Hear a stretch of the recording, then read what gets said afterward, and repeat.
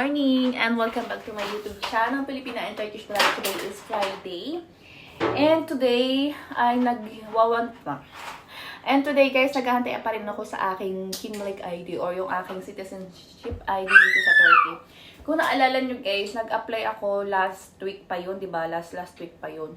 So, na-delay siya kasi ang nangyari nun is, tawag dito, kinancel yung aking, parang kinancel nila yung aking Kimlik card, yung card ID ko, na hindi ko alam kung ano reason. Anyways, kasi that time na parang Thursday kami nagpunta doon nung biyanan kong lalaki. And then, may na-receive ako in the same time na ital daw o cancel yung aking Kimlik, something like that.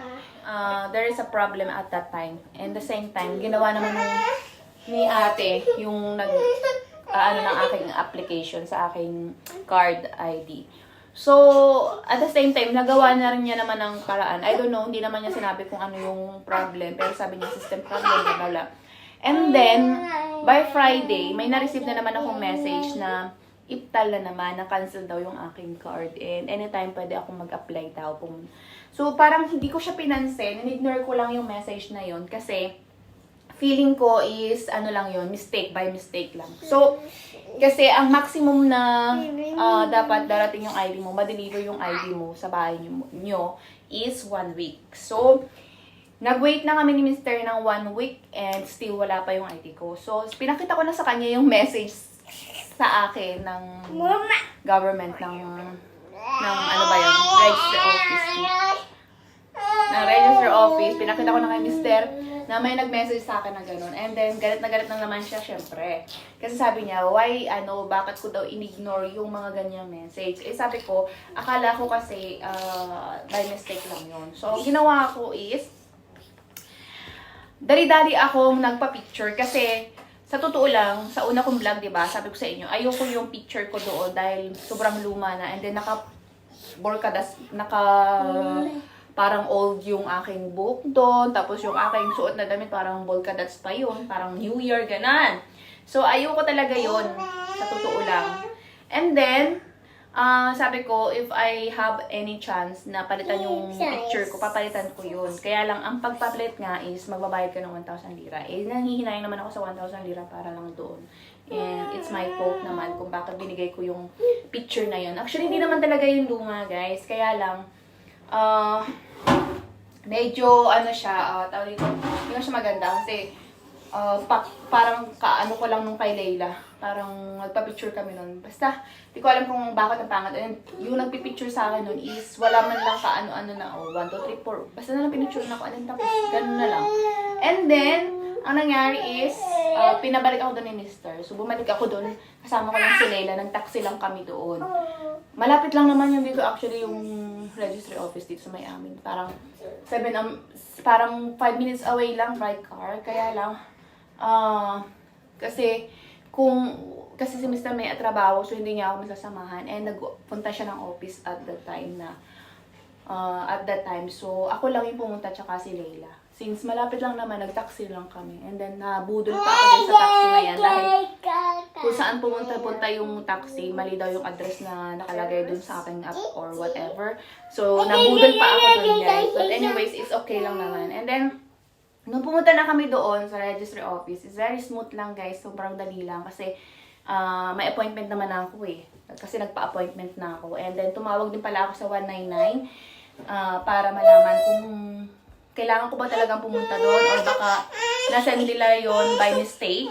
So, kaya bago ako pumunta doon is in-sure ko muna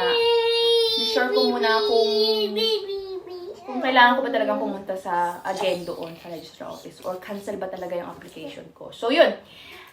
Sabi nung nakausap ko sa customer service, yes, kailangan mo pumunta doon self. So, kaya wala pang napapadala sa yung ID. Ayun na guys. And then, pumunta na nga ako doon and kasama ko sa Layla. Yun na, nabudol ako sa taxi. And then, very smooth lang kasi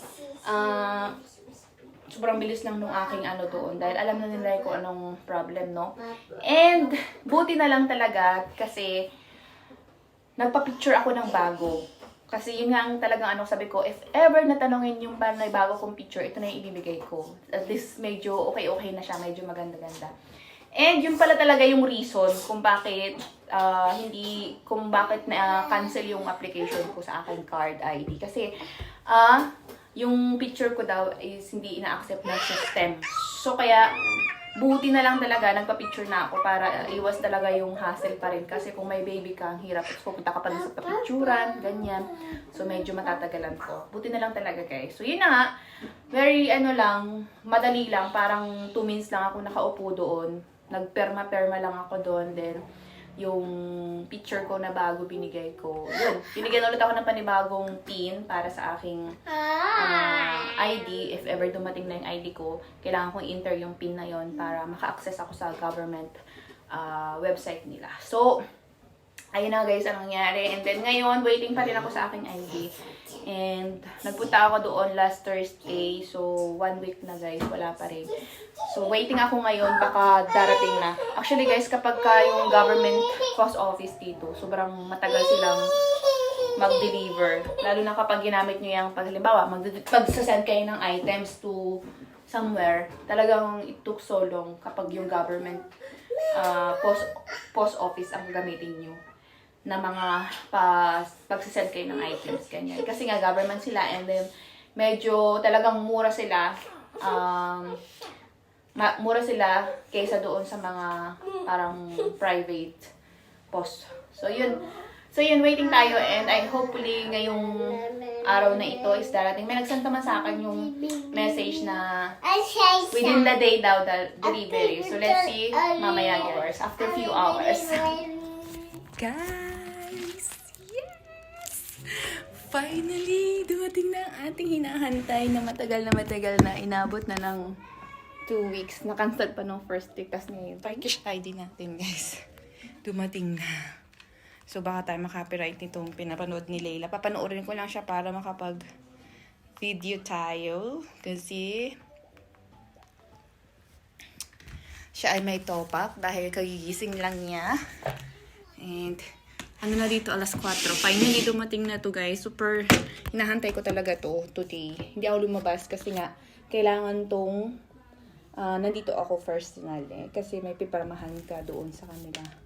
Para may pipirmahan kang papel na na-receive mo na yung iyong ID. Ayan, super masaya ako. Parang lang din siya. Ganyan siya. Parang yung pinaglagyan lang din ng same lang. Naglagyan ng ID mo yung kung nag-apply ka ng family or resident, ganyan. Parehas lang din. Sinira ko na yung plastic. And, ang nakalagay dito, yay.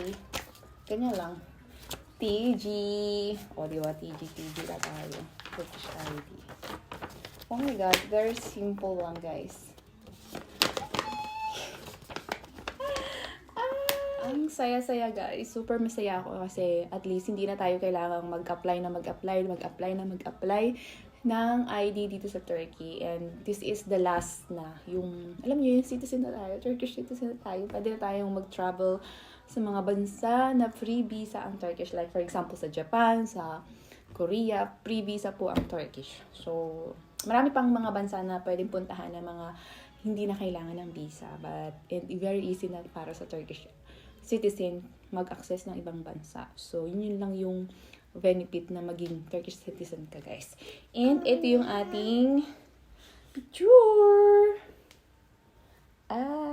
Diba? Gumanda na yung picture ko. Wow, gumanda pa yung lagay na yan. Maganda na yung picture natin dito kasi yung last na binigay kong picture ko, super duper lang matanda ako dun. Kasi medyo parang hindi na siya bago Anyways, ayan.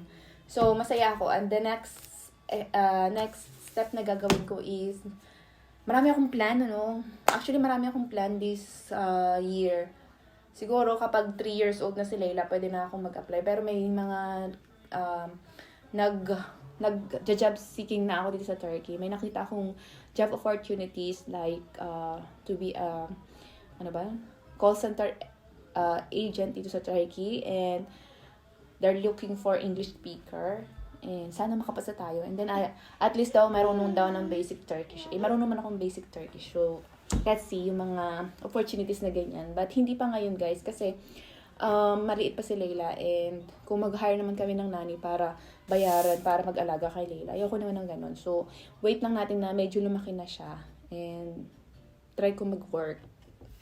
Since mag-school na siya at that time. Kasi, kindergarten na siya. Pwede siya mag-stay sa school. And then, ang plan ko is, this coming week, is mag-apply kami ng passport ni Layla. Kasi, we are planning to travel this coming June to other country. Pero hindi ko pa alam kung saan country. Malalaman nyo yan if ever na matuloy talaga kami. So, yun kasi yung gusto ni Mr. Mag-travel daw kami. Yung around malapit lang dito sa Turkey para hindi masyadong mahirap. Kasi si Layla, first time niya magsasakay ng airplane. Baka mabigla ba, ganon. So, yung malapit lang dito, may Greece. Yung Greece kasi parang 1.5 hour lang. Basta yung bansa, guys, na hindi masyadong malayo sa Turkey. Kasi sa Pilipinas, super lang malayo talaga. 12 hours straight at 12.5 hours yun. Kung ang biyahe mo is yung walang layover. Pero hindi ko prepared yung gano'n na direct flight kasi sobrang dami, haba-haba, guys. Parang sakit sa puwet, tapos parang nakaka-boring. Alam mo yun, the whole day, half day kang nandoon sa plane. Hindi lang yun, guys. Hindi pa kasi ako nakakatulog sa airplane. And hindi lang yun, syempre magpe-prepare ka pa yung one day before yung iyong flight. Sobrang pagod na rin. And then, yung flight mo, sobrang pagod pa rin. So, parang hindi ko kaya na, guys, na ganung straight. Kasi one time na try ko yan eh. Pero ayoko nang ulitin. Kaya nagle-layover talaga ako. Yun nga lang talaga, abutin ka ng isang araw na biyahe. Kaya nakakapagod. And hindi yun advisable kapag meron kayong kiddos o meron kayong maliit. Pero siguro yung iba naman, care lang naman. Pero sa akin, ayoko munang pumunta ng Pilipinas this year or the next year, ganun. Pag medyo malaki-laki na sa Layla, saka kami magta-travel sa Philippines. But this time, you're planning to go to other countries na malapit lang dito sa Turkey. Sana, inshallah, matuloy talaga yun, guys. Kasi yun naman ang gusto ni Mr. So, pagbigyan natin si Mr. Kasi gusto ko rin naman yung maka-travel. Kasi parang, naboboard ako ngayon dito sa Turkey. And, parang gusto ko magpunta ng Dubai. Dubai siguro. Kasi marami doon mga product ng Pilipino. And, makakabili ako doon ng bonggang-bongga yung gusto kong mga Filipino product.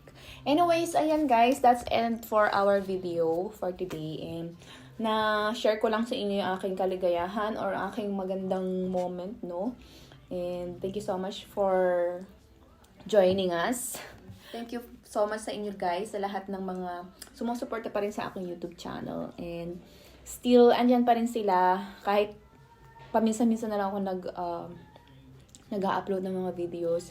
But, yun na yung aking i-workout ngayon na kailangan everyday may upload ako or not everyday, siguro at least 3 times a week yung upload ko ng video dito sa aking YouTube para maging consistent. Kasi sa YouTube, kapag hindi ka consistent mag-upload ng videos, nakakalimutan ka rin ng YouTube. Kaya dapat consistent talaga yung pagbibideo mo kahit walang kwenta yung mga video mo. Kaya, trying hard tayo guys. So, ito yung ating magiging tao dito.